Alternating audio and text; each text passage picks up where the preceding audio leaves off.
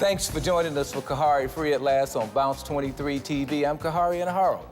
Columbus City Schools are pushing voters to pass the biggest levy expansion in history. Do the Columbus City Schools have a money problem?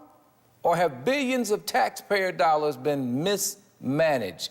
Joining me is Reverend Dale B. Snyder, Sr., President of the Interdenominational Ministerial Alliance, the Reverend Joel L. King, Jr., and TalkTamerRadio.com host Irv Jallow.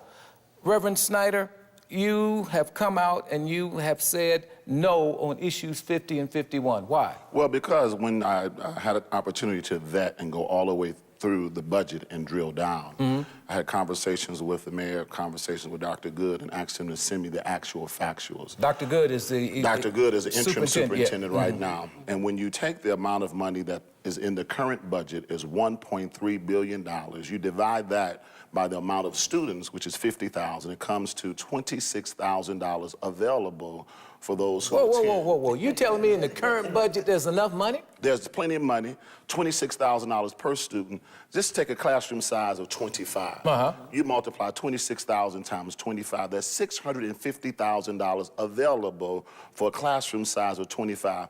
My question is, where's the money?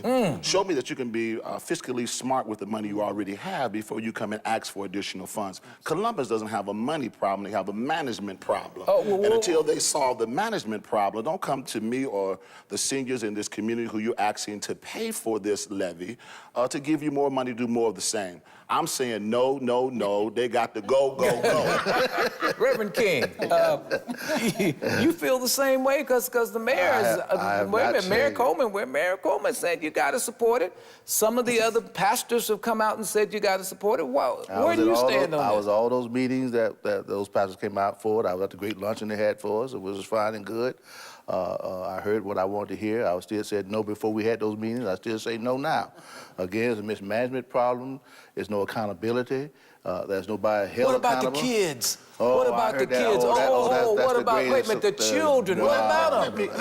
Let's drill and look at this thing. All right.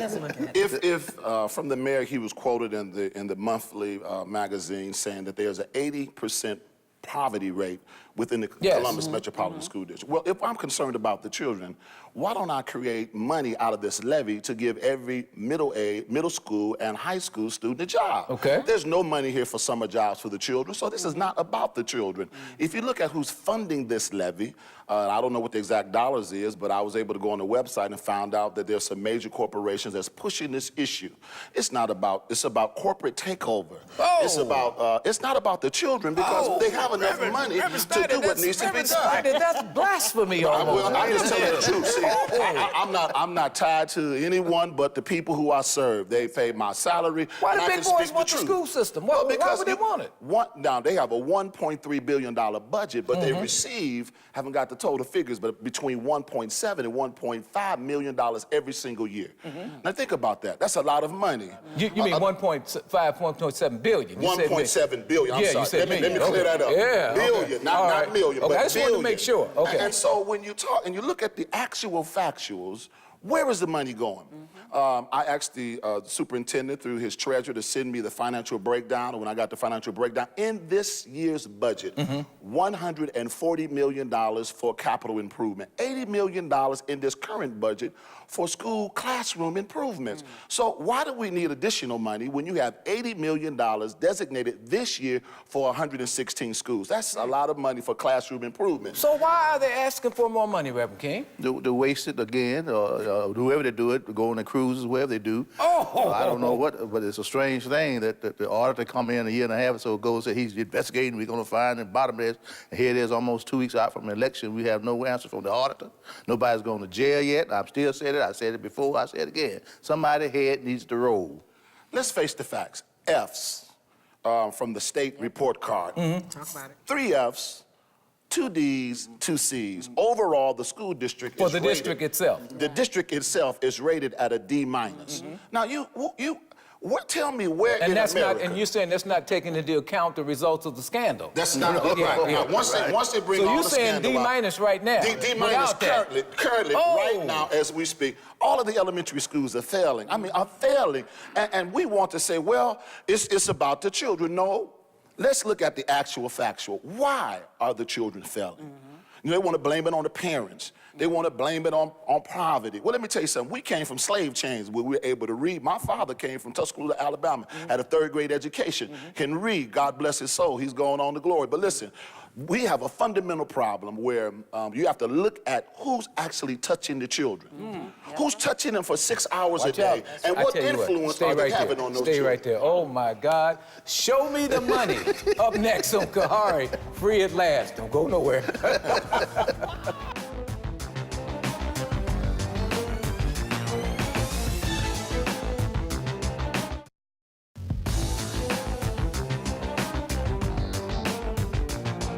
Welcome back to Khari, free at last. Columbus Public Schools has a $1 billion budget for years.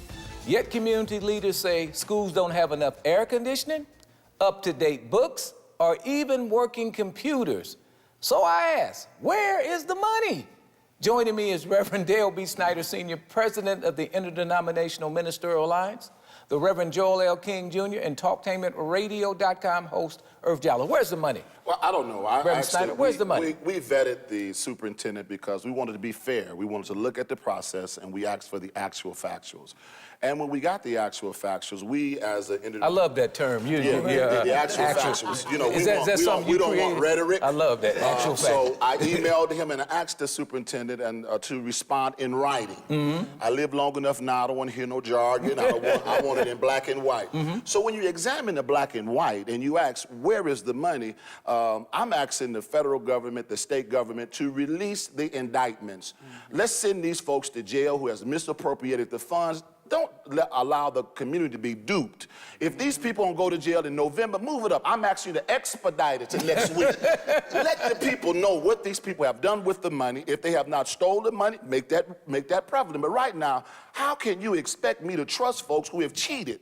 I mean, it's documented. Johnny was at school, but no, Johnny wasn't at school. No, Johnny was enrolled. No, Johnny wasn't enrolled. Now, hold on.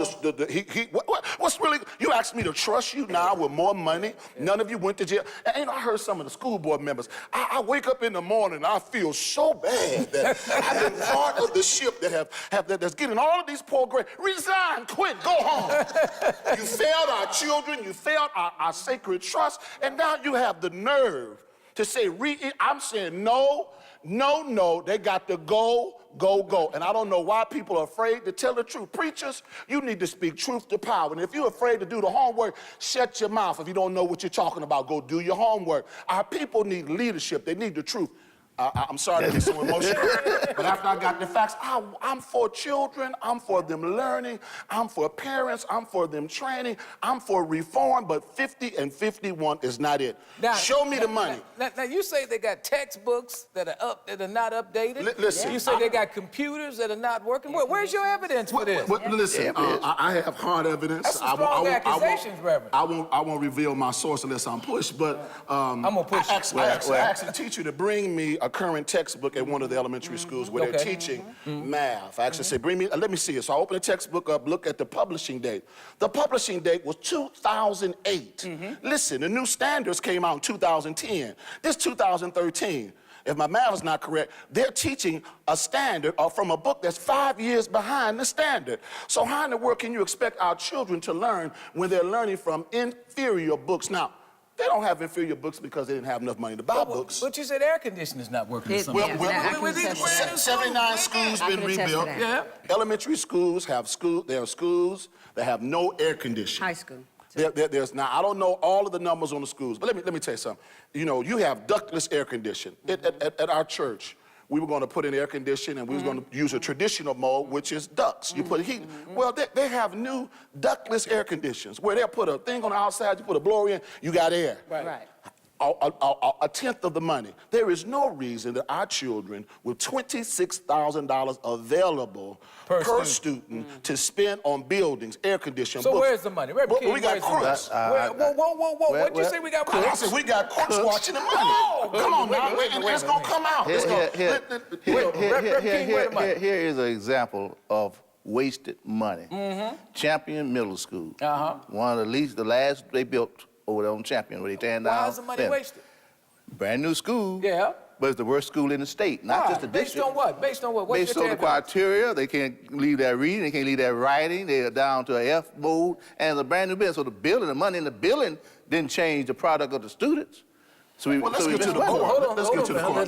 It's imperative that we jump in here and say, because you talked about the textbooks. Yes. What about operating off an 18th century curriculum in the 21st century? Well, I was just about to hit on that because I was at a meeting and I But listened. you got the Afrocentric school. No, they don't teach nothing They told us Afrocentric. that would help with They teach African-American. nothing Afrocentric. What do you mean they don't teach nothing? They don't have an Afrocentric curriculum or nothing else. They have removed the Afrocentricity from the school, period. Nothing goes on there that's Afrocentric. And I talk to the children. Wait, somebody help me. What kind of school system am I paying taxes for? Well, listen, what are you telling me you here, know, Reverend? busing started in 1979, and busing was to bring about equality between white residents and African-American residents. And you was going to bus poor white kids and poor black kids, or, you know, affluent white kids to black schools and poor black kids to white schools. Well, listen, 80% of the Columbus Public School District is African-American or minority. So now what you're doing is busing poor elementary kids from Livingston to Linden. In my community where I pastor, 72% poverty rate. Now, let's look at the basics. Let's get back to basic primary education. 2 + 2 = 4. A, B, C, what is the vowels? A, E, I, O, U, and sometimes Y.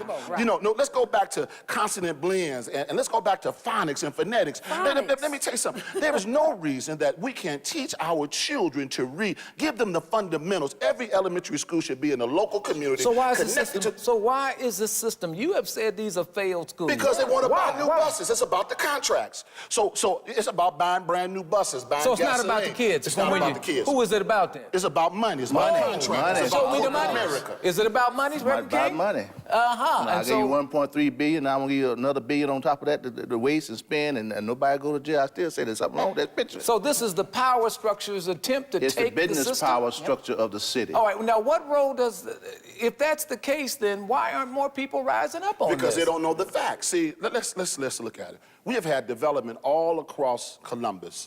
Columbus is one of the most progressive, up-and-coming economic powers in this nation. Yes, it is. But we have a school system that has been underfunded. It's overfunded right now. But all of the breaks we gave to all of these development projects across the country, and I'm having the data gathered now, Attorney Petrakis said close to $2 billion have been given away in development dollars that should have went to the school district. Absolutely. So you have major corporations. Such as brought their business Nationwide in. Arena and I don't know the names casino, because et I cetera, want to make sure I have the actual factuals. But you know from what I've heard, they have given This is them what we've heard. tremendous breaks so they don't have to pay a school levy. I mean, now you look, say, oh, you got a 15-year tax rebate, but what does that mean? That means for 15 years, you should have been paying current taxes that we all are paying for school, and they're getting a break. Now, Reverend, if you vote no, if you're saying vote no, then when do you vote yes? Well, we vote yes when they come in and they clean up the house. You know. You mean when the auditor's report when comes auditors out, other investigations come out, so we know what's the new school board, when results come in and we see children moving, when they cut out the chicanery. I mean, listen, I asked for the report. How many employees do you have? 6,000 employees, 50,000 students. Think about it. That's like a 9-to-1 ratio. Right now in the classroom, you have 31-to-1 teacher. Where the other 9 people at? Stay right there. Whoo, I told you, no place like home. Up next on Khari, free at last.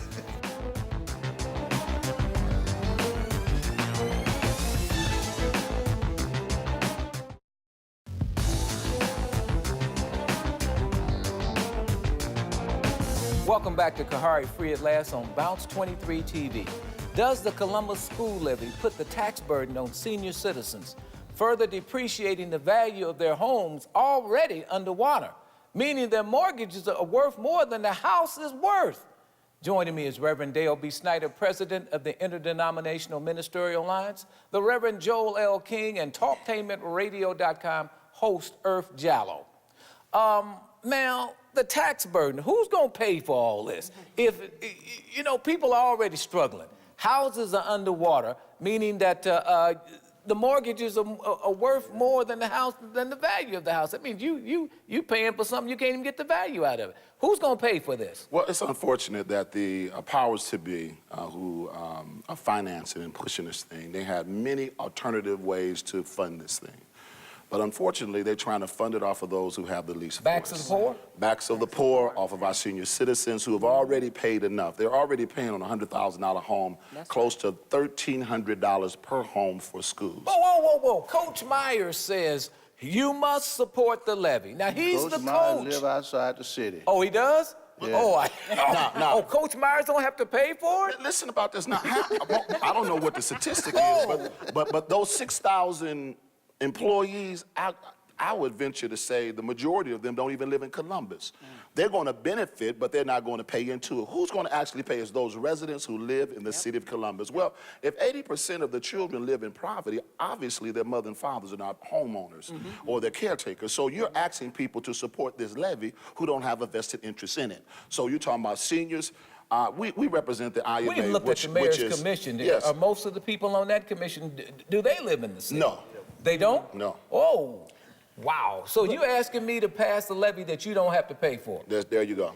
It's terrible because he said if they're not homeowners because they're poor, then their rent's going to go up. Right. You know what I mean? So if you're right. already paying $600, now you got to pay $750. Right. I mean, But where they're you gonna counting get it on from? renters to pass it. I mean, they believe that the renters are going to pass this, don't they, Reverend King? They think the renter's going to pass because, again, it's back on the poor folks again. But then that renter going to pass the money on to his renter to get the money. That's right. He's not going to pay it out of his pocket. He's going to pass it on to the So renter. what you're telling me is that if I, as a renter, vote for this, my rent's going to go up. Automatically. Definitely. Now, what do I get out of these levies? If I'm voting to pass this, I'm looking at all these clouds that are hanging over this school system. What in God's name am I really going to see for this money? What you're going to see is what they're proposing is a board that will make advice to a board that's already in place. Now, granted, this board is going to be a paid board that will give advice to an unpaid board.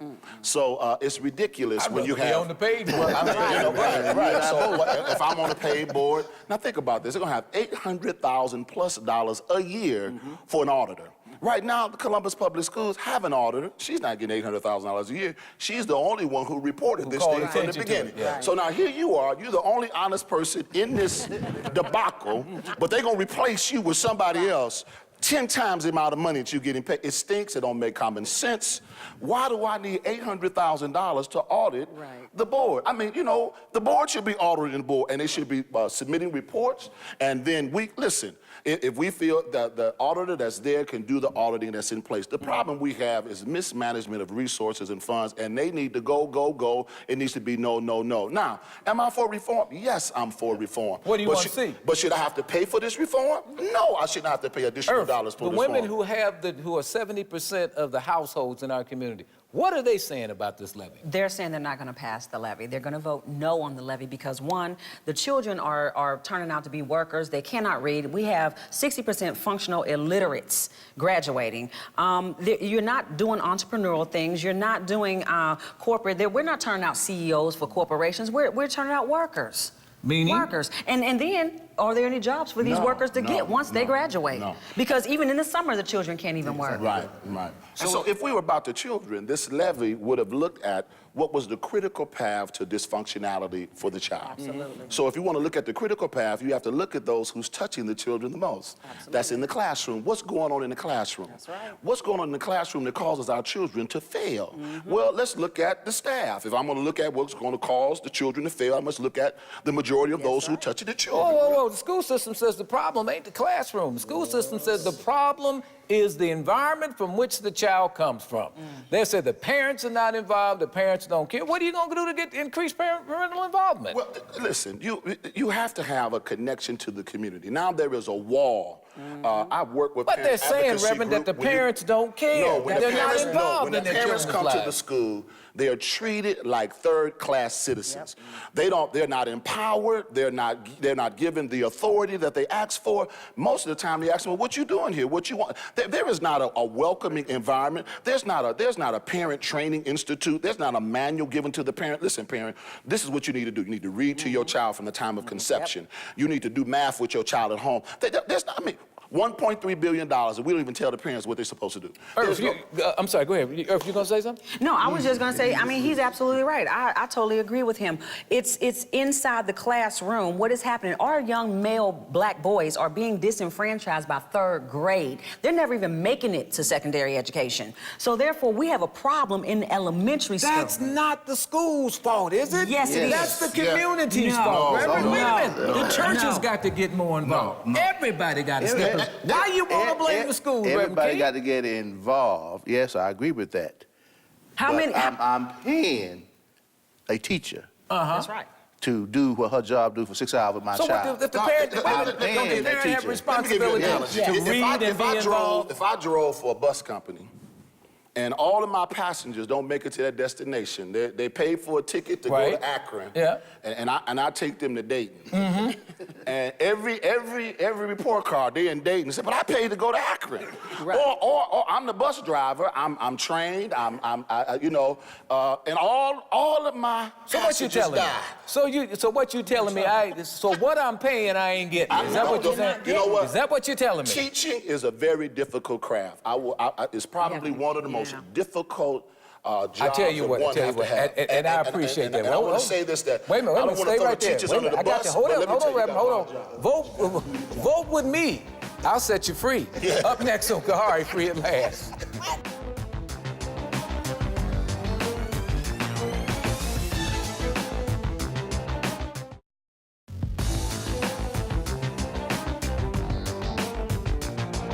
Welcome back to Khari, Free at Last on Bounce 23 TV.